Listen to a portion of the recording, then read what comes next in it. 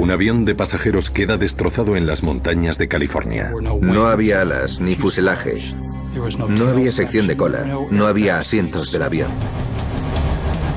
El acero endurecido es reducido a pedazos. Fueron los peores daños que he visto. El accidente dejaba un panorama desolador de los últimos momentos del vuelo 1771 de Pacific Southwest. El avión alcanzó velocidades imposiblemente elevadas. Nos dijeron que pasó la barrera del sonido. Los pasajeros experimentaron una terrible fuerza G. Valoramos las fuerzas del impacto sobre 5.000 Gs. Fue una experiencia horrible en los últimos segundos de sus vidas. Independientemente de lo que derribara al vuelo 1771, los investigadores están seguros de una cosa: no fue un accidente.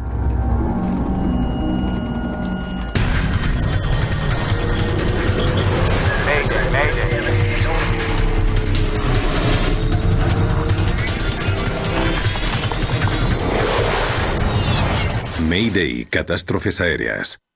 Esta es una historia real, se basa en informes oficiales y testimonios de testigos. Yo soy el problema.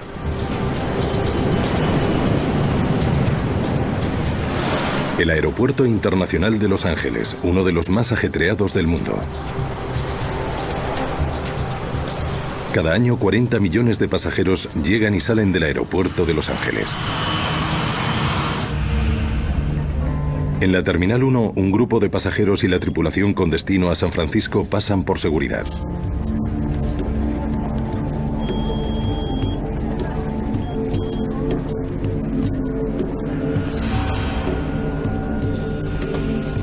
Poco después embarcan en el vuelo 1771 de Pacific Southwest Airlines.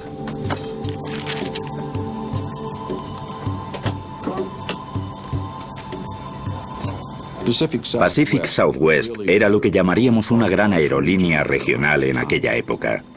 ¿Me puede traer un whisky cuando vuelva?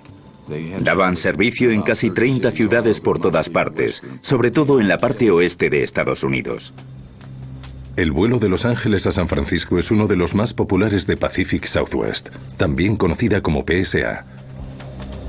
Entre sus 38 pasajeros hay varios empleados de PSA, incluyendo al piloto jefe de la aerolínea.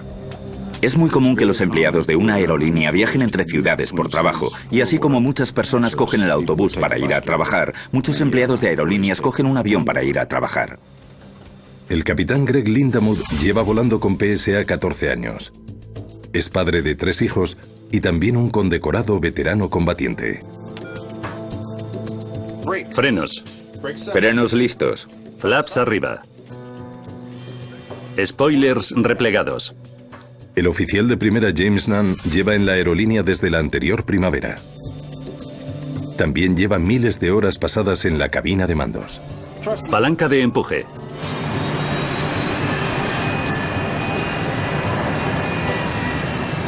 Hoy están pilotando un avión británico BAE 146 para trayectos cortos.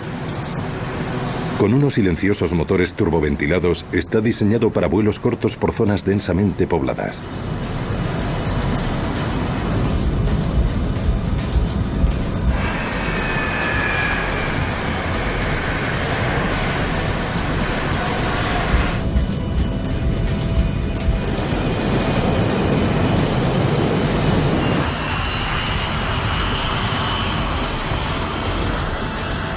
El vuelo a San Francisco durará solo 1 hora. ¿Ya sabes lo que les vas a regalar a los críos por Navidad? Bueno, una Nintendo, y con lo que cuesta creo que podrán compartirla. ¿Queréis algo de beber? No, está bien, gracias. Vale, avisadme si cambiáis de opinión. El vuelo 1771 circula a 6.705 metros sobre el campo de California.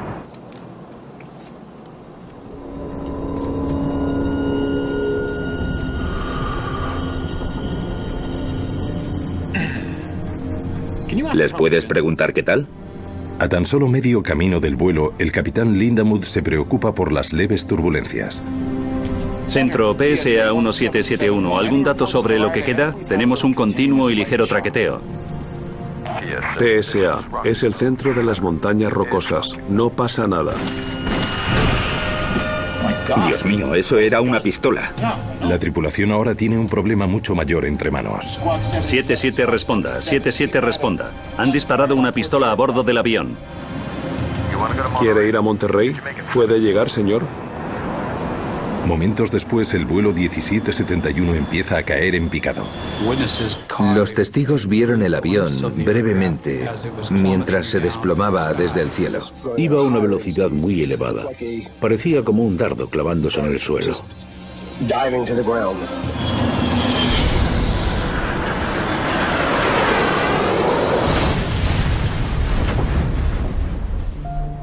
El vuelo 1771 choca contra una montaña aislada a 280 kilómetros al noroeste de Los Ángeles. La policía llega al lugar del accidente y se encuentra con un avión de 30 toneladas destrozado.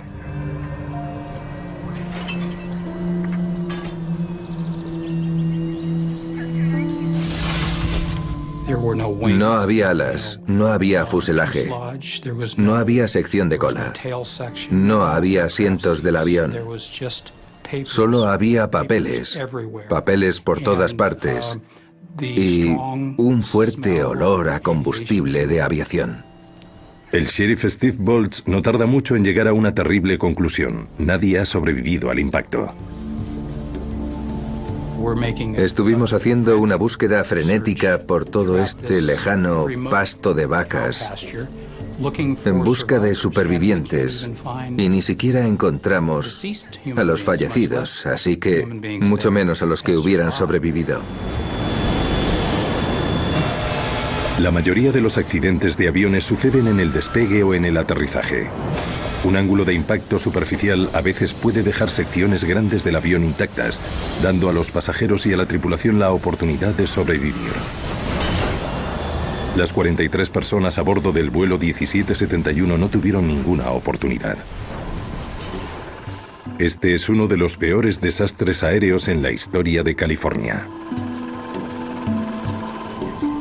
Subid aquí, chicos.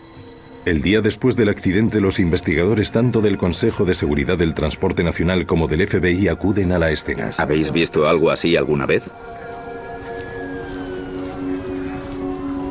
Va a ser un día muy largo, chicos.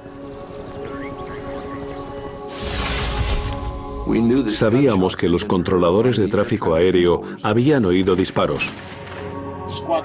7-7 responda, 7-7 responda. Han disparado una pistola a bordo del avión. Si los testimonios de los disparos nos resultaban precisos, pensaríamos de inmediato que se trató de un crimen a bordo del avión, algo sobre lo que el FBI tenía más jurisdicción.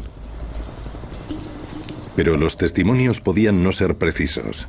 Los pilotos y controladores pudieron equivocarse.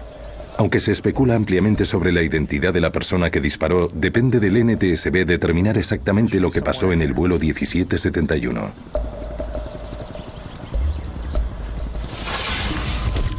Una de las cosas que tienes que evitar en la investigación de accidentes es tener nociones preconcebidas. Por ejemplo, la mayoría de nosotros nunca ponemos la radio, nunca vemos la televisión cuando hablan de la escena porque, aunque conscientemente no te des cuenta, si recibes tanta información, cuando vas allí de forma subconsciente, empiezas a mirar las cosas de acuerdo con dicha información, así que intentamos llegar a la escena con una opinión totalmente objetiva de lo que ha pasado. Mientras los investigadores del NTSB intentan determinar la causa del impacto, los agentes de policía tienen sus propias preguntas. Se está estableciendo quién tenía un móvil, quién tuvo acceso, quién era la víctima buscada. Debe de estar en alguna parte ahí dentro. El FBI busca pruebas del crimen. El NTSB busca pistas sobre el impacto. Si pueden recuperar las cajas negras, podrían encontrar ambas cosas. Con la tremenda destrucción del avión, había cantidades muy limitadas de información que se podían recuperar entre los restos. En este momento, lo más importante es conseguir la grabadora de la cabina de mandos y dejarnos de especulaciones y ver qué hechos nos cuenta esa grabadora de la cabina. Las grabadoras del vuelo indican todo lo que pasa en el avión. Son muy importantes a la hora de reconstruir los hechos que hicieron que el avión se viniera abajo.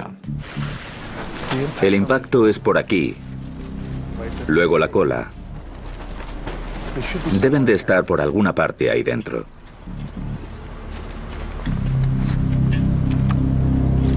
Creo que es eso. Tras horas de búsqueda entre los escombros, el esfuerzo por fin merece la pena. Recuperan las dos cajas negras del avión. La primera grabadora que recuperaron era la de la cabina de mandos y fue reconocida por su tapa naranja, y todo lo que quedaba, aunque gravemente dañado, seguía siendo reconocible como una grabadora.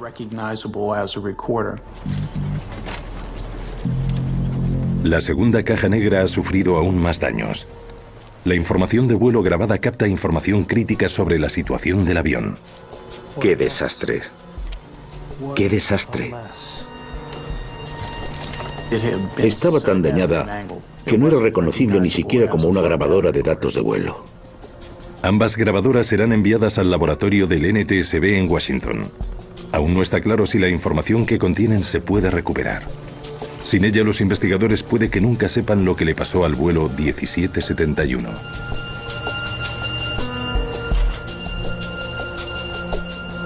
Es lo primero que haces cuando llegas a la escena. Buscas la grabadora de voz de la cabina de mandos.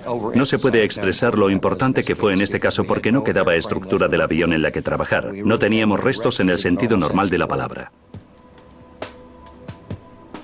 En el laboratorio del NTSB en Washington, Dennis Grossi examina la grabadora dañada de la cabina de mandos del vuelo 1771.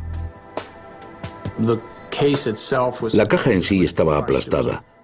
Estaba doblada como si alguien la hubiera cogido y la hubiera aplastado así. Y era acero endurecido. Y valoramos la fuerza del impacto alrededor de las 5000 Gs, basándonos en la deformación del recinto del impacto. La grabadora, el avión y todo el mundo a bordo sufrió una fuerza de impacto 5000 veces superior a la fuerza de gravedad. Los mejores pilotos de cazabombarderos del mundo pueden soportar una fuerza sostenida de 9 Gs. En un accidente, el cuerpo humano a veces puede sobrevivir a 100 Gs durante un breve segundo. Una fuerza 50 veces más intensa es difícil de soportar. Dennis Grossi sabe que el tremendo impacto pudo acabar con cualquier posibilidad de oír las últimas palabras de la cabina de mandos del vuelo 1771.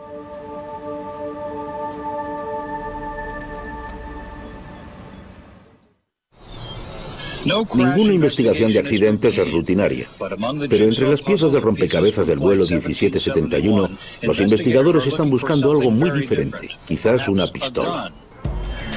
Encontrar el arma podría ayudar al FBI a identificar quién pudo disparar a bordo del vuelo 1771. Pero para el NTSB, solo los disparos no explican el accidente. Una bala no debería llevar a pique a un avión comercial moderno. Hay mucho desconocimiento sobre la descompresión. Y sí, por ejemplo, un disparo podría derribar un avión, pero si simplemente se trata de un disparo por el fuselaje de la nave, la respuesta sería no. Hace falta un agujero mucho mayor en el fuselaje para que sea una descompresión explosiva, una clase de agujero que llevaría a uno de los desastres aéreos más letales de todos los tiempos. En 1974, una puerta de un avión de carga defectuosa salió volando del vuelo 981 de Turkish Airlines. La descompresión causó que el suelo de la cabina se hundiera dañando los cables de control de vuelo. El accidente se saldó con la vida de los 346 pasajeros a bordo. El avión normalmente no caería por un disparo de bala sin más implicaciones. No sería suficiente para causar una descompresión positiva, que es lo que suele pasar cuando un avión se viene abajo. Si un disparo no hizo que se desplomara el avión, los investigadores necesitan averiguar qué fue. En el laboratorio del NTSB en Washington trabajan por recuperar las grabaciones de la cabina de mandos del vuelo 1771 y han logrado un sorprendente resultado. A pesar de las tremendas fuerzas del impacto, la cinta de audio sigue intacta. Muy bien, vamos a escucharlo. Los primeros 28 minutos de cinta revelan un vuelo rutinario. Una Nintendo. La tripulación intentaba averiguar cuándo terminarían las turbulencias por las que estaban pasando. ¿Les puedes preguntar qué tal? Centro PSA 1771. ¿Algún dato sobre lo que queda? Tenemos un continuo y ligero traqueteo. PSA, es el centro de las montañas rocosas. No pasa nada. Oímos hablar a la tripulación del vuelo, hacer los procedimientos normales. Pero en los últimos 2 minutos, los acontecimientos dan un giro escalofriante. Ha sonado como un disparo. Y entonces, de repente, escucharon y escuchamos la grabación del disparo. La cinta confirma que los pilotos han contado 2 disparos. Dios, eso era una pistola. Sí, lo sé. 77, responda. 77, responda. Han disparado una pistola a bordo del avión. Fue un momento muy aleccionador porque nos dimos cuenta de que estábamos escuchando a 2 personas comunicándose entre sí. Al piloto y al copiloto en un vuelo rutinario que, de repente, dejó de serlo. Fue algo que nadie puede olvidar fácilmente. Los investigadores escuchan mientras la situación cada vez se vuelve más perturbadora. Se oyó abrirse la puerta de la cabina de mandos y una voz femenina, supuestamente de la azafata, que dijo en un tono muy alarmante: Tenemos un problema, capitán. Y escuchamos una voz masculina que se supone que era la del capitán diciendo cuál era la naturaleza del problema. ¿Cuál es el problema? Yo soy el problema. Los investigadores ahora saben con seguridad que el asesino fue un hombre y que él disparó a la tripulación. Siempre sorprende cuando oyes algo así, cuando oyes cómo se comete un asesinato. Como investigadores de accidentes no solemos oírlo. Era una grabación muy poco habitual. La azafata y ambos pilotos son disparados. Van 5 disparos de momento. Y entonces oímos cerrarse de nuevo la puerta de la cabina y otro disparo final, el 6º. Antes de que acabe la cinta, escuchan un último sonido siniestro. El avión cae en picado. Los motores están sobrecalentándose. En 5 segundos llegamos a lo que se llama ruido de parabrisas. En otras palabras, se notaba que el avión estaba acelerando. Ese ruido aumentó de tono. Nos enteramos, por supuesto, de que iba a estrellarse en ese momento. 65 segundos después del asesinato de su tripulación, el vuelo 1771 se choca contra las montañas de California. Nos ayudó a entender qué estábamos investigando, la crueldad del crimen que estábamos investigando. Las grabaciones cambian el papel del NTSB en el caso. Dime si puedo ayudar. Esto solo confirmaba que no fue un accidente, que en realidad fue un crimen y que el FBI tenía que tomar las riendas de la investigación de aquí en adelante. El FBI sabía perfectamente cómo investigar un crimen, pero no tiene por qué saber cómo investigar un accidente aéreo, así que también seguimos adelante con nuestros procedimientos de investigación habituales y le pasamos esa información al FBI. El FBI está investigando un asesinato, pero resolverlo es ahora una de sus prioridades. ¿Cuál es el problema? Yo soy el problema. La grabación destacaba otro problema apremiante. De algún modo, alguien consiguió subir una pistola a ese avión. Un arma fue introducida en el aeropuerto de Los Ángeles, uno de los aeropuertos más ajetreados del mundo. Los investigadores se preguntan cómo pudo la persona que disparó evadir la seguridad del aeropuerto. Vamos a averiguar cómo subió ese tipo al avión, ¿de acuerdo? Si el FBI no encuentra la respuesta pronto, podría haber más vidas en peligro. 2 días después del desplome del vuelo 1771, los investigadores siguen peinando la zona de los restos en busca de pruebas que raramente suelen aparecer: el arma homicida. Ese es un conducto hidráulico, probablemente del tren principal. La búsqueda de la pistola fue muy frustrante porque desempeñaba un papel importante en lo ocurrido. Necesitábamos saber con seguridad si la pistola estaba ahí. Teníamos sospechas de que había una pistola involucrada. No sabíamos si lo conseguiríamos porque el campo de escombros era muy extenso y el impacto había reducido el avión a muchísimos pedazos. Mientras continúa la búsqueda de la pistola en California, los investigadores del NTSB en Washington intentan determinar qué causó que el vuelo 1771 cayera en picado repentinamente después de que la tripulación fuera disparada.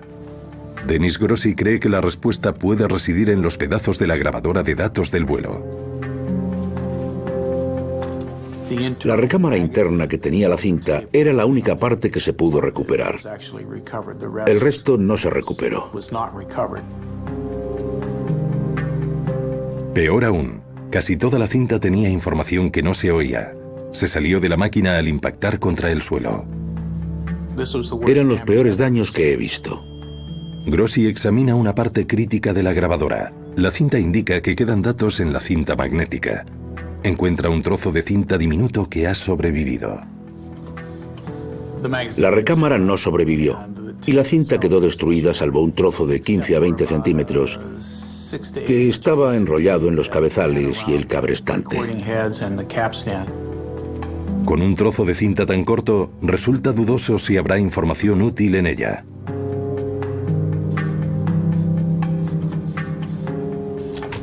Nos esforzamos mucho por intentar conseguir toda la información que pudiéramos de este pequeño trozo de cinta.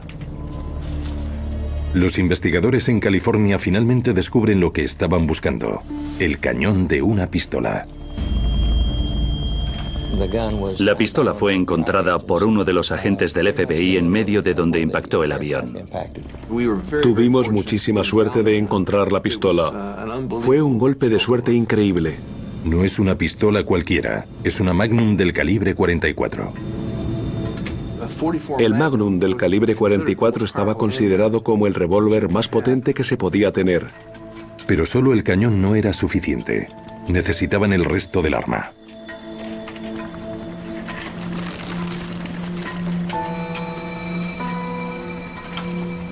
Afortunadamente la encuentran. El cilindro con 6 cartuchos gastados.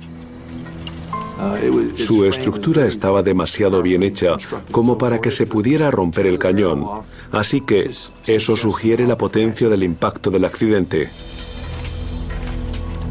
La pistola destrozada lleva un mórbido descubrimiento. Cuando vimos lo que quedaba de la pistola, había una porción del dedo entre el gatillo y el seguro. Eso lo llevamos al laboratorio del FBI en Quantico, Virginia. El análisis del laboratorio puede que ayude a resolver un misterio pendiente durante toda la investigación. El FBI tiene un arma, una escena del crimen y 42 víctimas asesinadas. Lo que falta es la prueba de la identidad de la persona número 43 a bordo, el asesino. En nuestra investigación de hoy en la zona hemos localizado un arma y dicha arma va a ser examinada y, por supuesto, cualquier relación entre ella y el crimen se desarrollará completamente. Necesitábamos determinar un móvil de por qué alguien haría algo así. Alguien tuvo que disparar y tenía que tener una razón para ello. Es parte del asiento y parte de la estructura. Realmente, en cuanto a la investigación en la escena, depende del NTSB mover ficha, por así decir, pero fuimos capaces de responder a preguntas que pudieron sugerirles a los investigadores del FBI en la escena.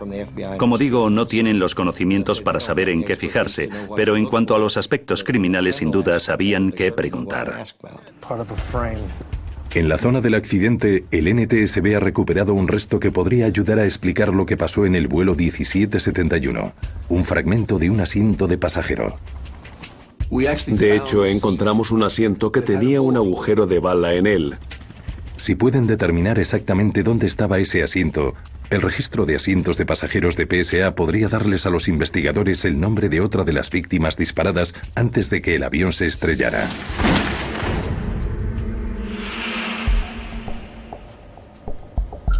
Dennis Grossi ha hecho todo lo posible por recuperar datos del pequeño fragmento de cinta recuperado de la grabadora del vuelo. Pude descodificar el pequeño trozo de cinta y conseguir los últimos segundos.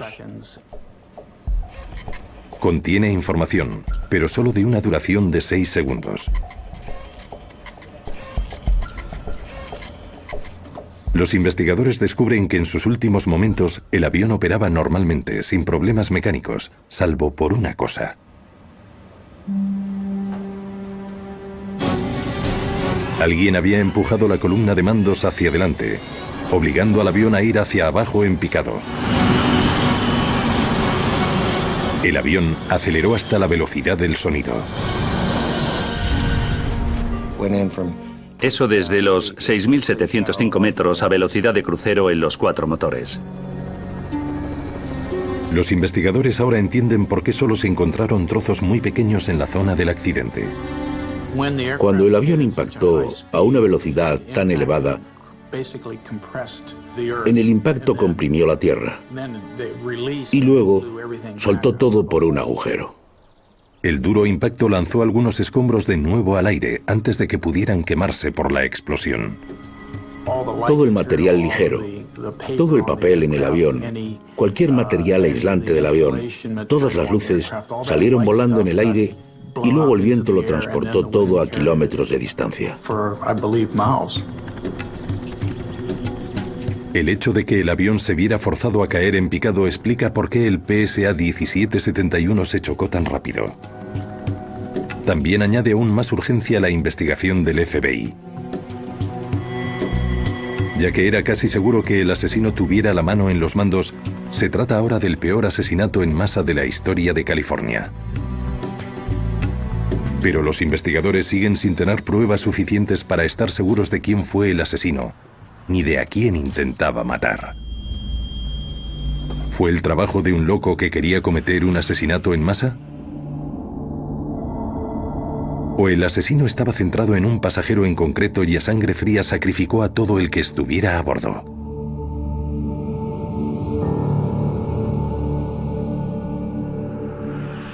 La investigación del FBI sobre el tiroteo a bordo y el impacto letal del vuelo 1771 PSA ha descubierto un fallo en la seguridad en el aeropuerto de Los Ángeles.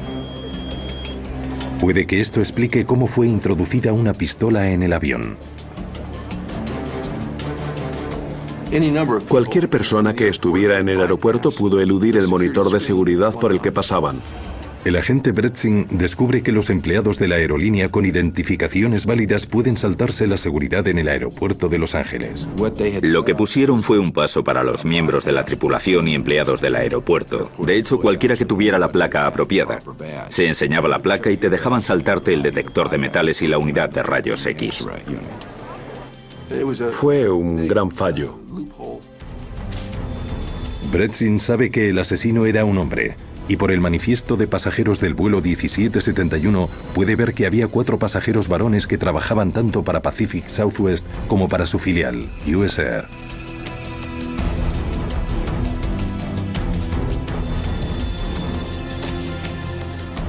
Es uno de estos hombres.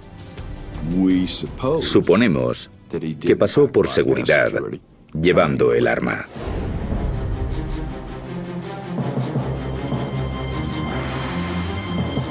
Los investigadores tienen que demostrar de manera concluyente quién introdujo la pistola a bordo. En el laboratorio del FBI, los especialistas forenses analizan el trozo de piel encontrado en el seguro del gatillo. Un técnico es capaz de conseguir una huella dactilar del fragmento de piel. En busca de una coincidencia, compara la huella con las del archivo de los 4 pasajeros varones que pudieron librarse de pasar por seguridad y encuentra una coincidencia.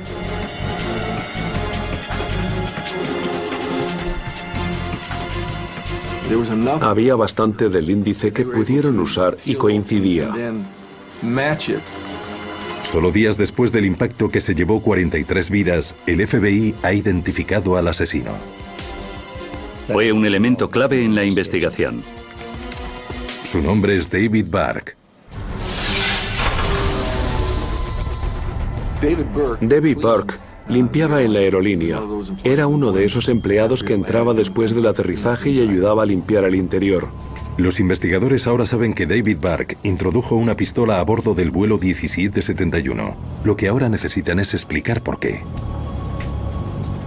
Un móvil te ayuda más a entenderlo. Te ayuda a desarrollar todo el mosaico del crimen. Saber el móvil te ayuda a poder determinar de manera concluyente lo que ocurrió. El tercer día en la zona del accidente. Aún rastreando los restos del avión, los investigadores descubren una prueba extraña pero reveladora. Una que señala directamente al móvil tras el crimen de David Burke. Durante la búsqueda, uno de nuestros hombres encontró una bolsa de mareo y supo inmediatamente que era una pieza esencial para el puzzle. Como empujó al avión a caer en picado, Bark sin querer dejó la pista vital que podría ser descubierta.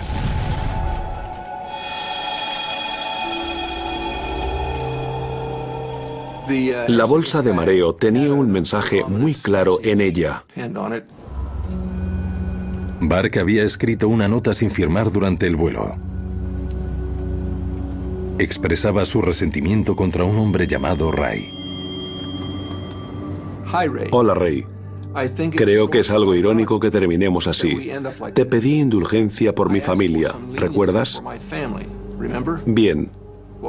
Pues no la tuve y ahora no la tendrás tú. Ese fue el mensaje que recuperamos de esa bolsa de mareo. La bolsa de mareo es la pista decisiva que estaban buscando. La pista que establece el móvil de David Bark.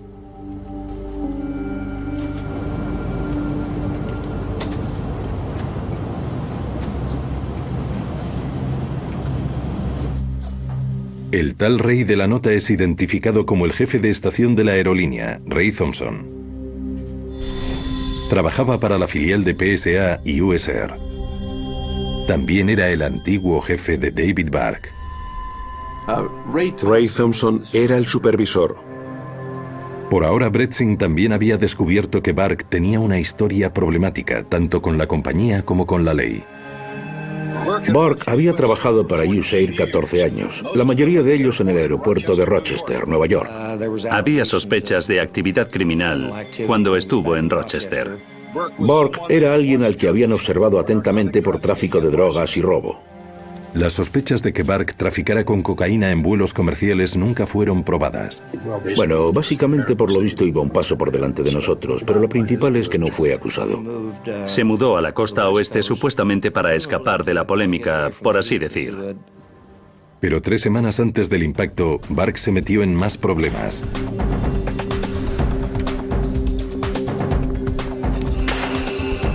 Fue despedido de la empresa tras ser grabado robando dinero del bar para el vuelo. Había robado dinero del fondo que los sobrecargos usan para dar el cambio y había robado lo que ascendía a $69 y esa fue la gota que colmó el vaso. 3 semanas después de ser despedido, a Bark le dieron la oportunidad de apelar. Al señor Burke le despidieron varias semanas antes del vuelo. Gracias por venir, David. Volvió para una apelación el día del vuelo. He revisado tu expediente. Fue despedido por Ray Thompson. Tu apelación ha sido denegada. Bajo la intensa presión económica, Bark se sentía al borde del abismo. ¿Por qué tienes que ser tan capullo?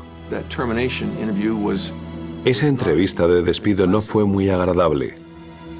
Mi decisión es definitiva, señor Bark. Gracias.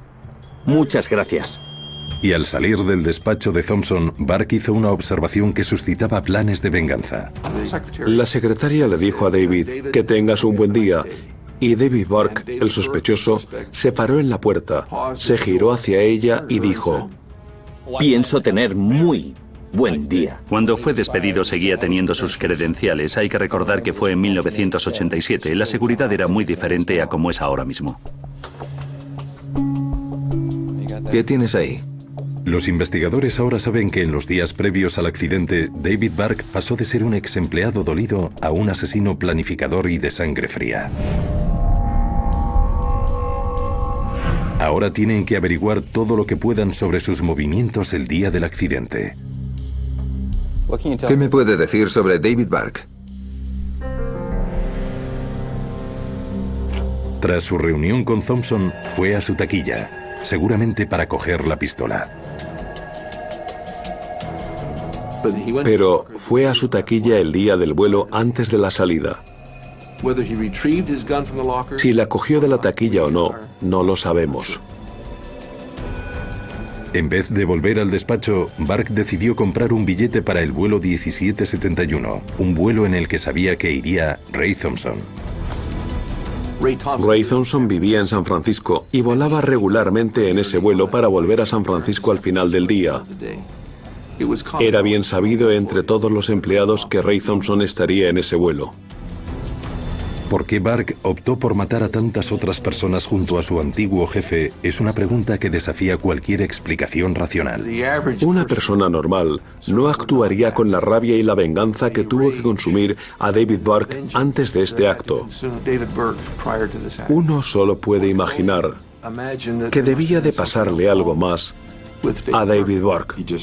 Decidió tomárselo como un acto de venganza contra la compañía. Y no sé si hay otra motivación que podamos encontrar.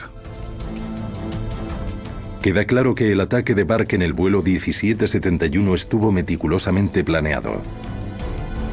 Pero cómo se desarrollaron exactamente los acontecimientos una vez que empezó su matanza sigue sin estar claro.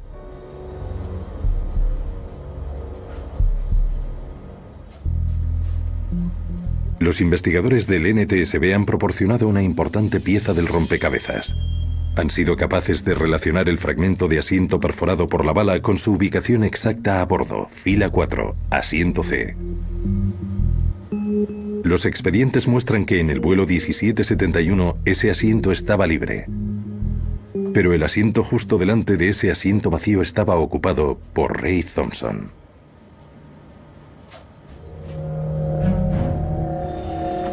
Esto indica la tremenda potencia del revólver del calibre 44 de Burke.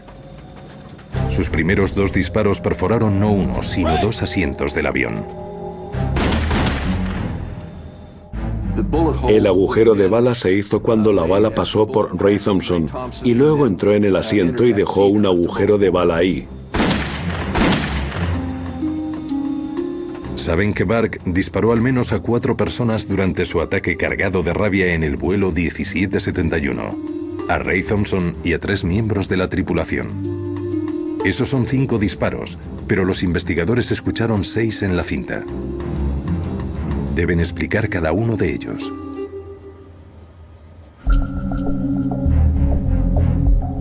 Los sonidos de los disparos fueron recogidos por un micrófono en la cabina de mandos.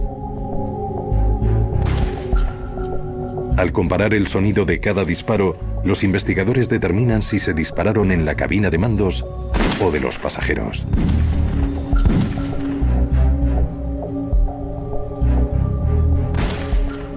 Los disparos realizados en el avión no fueron en la cabina de mandos, pero sí en el avión y se oían lejos, pero contenidos. Otros disparos eran más altos y claros, lo que indicaba que se realizaron más cerca del micrófono de la grabadora. Los disparos que se hicieron en la cabina de mandos eran muy altos. Tuvimos 3 disparos que se hicieron fuera de la cabina de mandos y 3 disparos que se hicieron dentro de ella. Los investigadores no saben quién fue disparado con la última bala, solo que fue disparado en la cabina de pasajeros. Es suficiente para que puedan encajar el panorama de los horribles momentos finales a bordo del PSA 1771.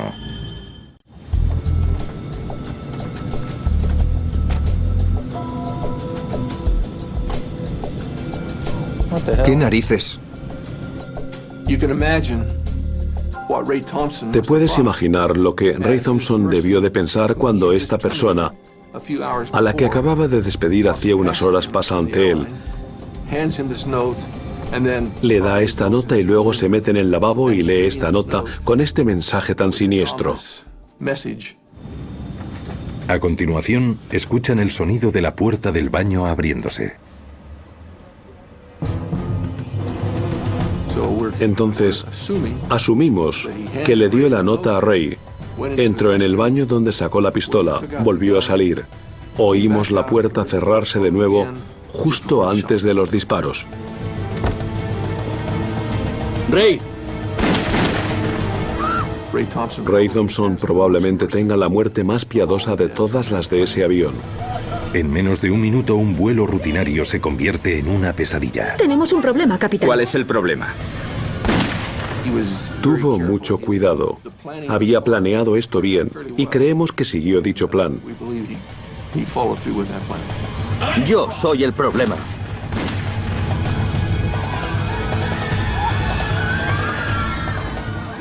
No hacía falta tener muchos conocimientos o experiencia por parte de los pasajeros para saber que tenían serios problemas. Tenemos un problema, capitán. Tras disparar a su antiguo jefe y a 3 miembros de la tripulación, David Burke empuja al vuelo 1771 a estrellarse y sale de la cabina de mandos. El piloto jefe de la aerolínea ahora era la única persona a bordo que podía evitar que el avión se estrellara. Un piloto fuera de servicio puede que fuera hacia adelante para intentar prestar la ayuda que pudiera cuando se dio cuenta de que algo drástico estaba pasando. ¿Qué narices estás haciendo? Me tienes que dejar entrar ahí. No hagas esto, ¡vamos! Pero a Burke le quedaba una bala. ¿Qué narices estás haciendo? Esa pudo ser la 6ª bala. Algunos especulan que David Burke se suicidó. Las pruebas sugieren lo contrario. Si se hubiera suicidado, la pistola se le habría caído de la mano tras haberse disparado. Pero por un fragmento de la punta del dedo de Burke recuperado del seguro de la pistola, Bretsin determina que el asesino estaba vivo, sujetando la pistola hasta el momento final del impacto.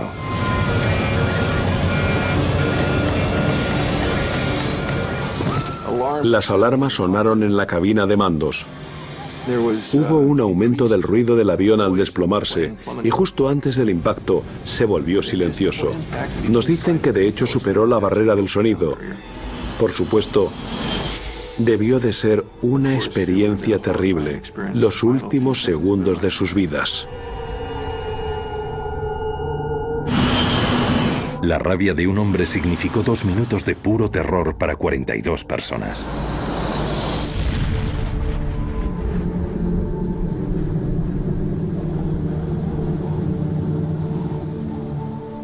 El FBI cree que un hombre fue el responsable del accidente del vuelo PSA 1771 en las montañas del condado de San Luis Obispo, en el que se saldaron las vidas de 43 personas a bordo.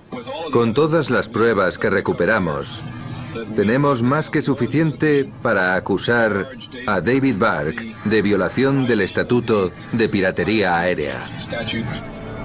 El crimen sin precedentes es resuelto, pero las autoridades de aviación se quedan con una perturbadora pregunta. ¿Podría ocurrir otra vez?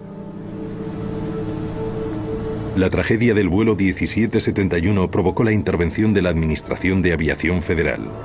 El cuerpo que regula la industria aérea tomó medidas urgentes para reforzar la seguridad. El FAA salió y canceló el paso libre de seguridad para las autoridades, así que a partir de ahí, las tripulaciones y los empleados tenían que pasar por la seguridad normal, como el resto de pasajeros. Ahora es obligatorio que cualquier empleado que deje una aerolínea, ya sea por despido, por jubilarse o lo que sea, debe devolver sus credenciales inmediatamente. Subir a un avión ahora con una pistola no diría que es imposible, pero es casi imposible. Pero las nuevas medidas no evitaron el incidente del secuestro aéreo más letal del mundo. Los atentados del 11 de septiembre llevaron a reforzar nuevos procedimientos de seguridad en todas las aerolíneas. Tras el 11 de septiembre se llenaron algunos vacíos de seguridad existentes. Ahora hay agentes federales aéreos a bordo de muchos vuelos domésticos estadounidenses. Son oficiales armados en vuelos con ropa de paisano. Las puertas de la cabina de mandos han sido reforzadas con Kevlar y permanecen cerradas durante todo el vuelo.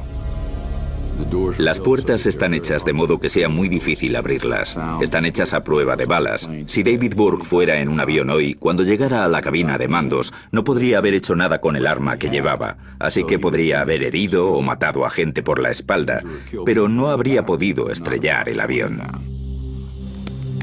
Finalmente, muchos pilotos de aerolíneas domésticas ahora pueden llevar armas de fuego. Todas estas medidas han hecho que volar sea más seguro. Pero no hay nada que pueda eliminar totalmente el riesgo de otro David Burke. Bueno, en mi opinión, la seguridad en aviación se ha mejorado tremendamente. Pero seguimos teniendo mucho por hacer, y la aviación siempre será un objetivo.